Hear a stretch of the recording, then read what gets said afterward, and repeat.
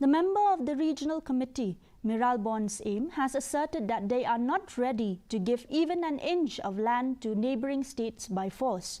Speaking to media persons about the second phase of border talks, which has not happened for over a year now, Same said that they are concerned about skirmishes occurring frequently along the border, and it is the duty of the government to maintain peace and tranquility in the state.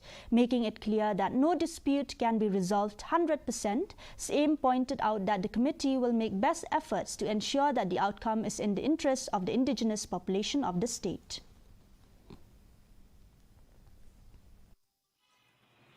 As I have stated that this is a sensitive matter, it relates with the land. Everybody, we are concerned about the land. We are not ready to give up even an inch of our land. So this is a sensitive issue.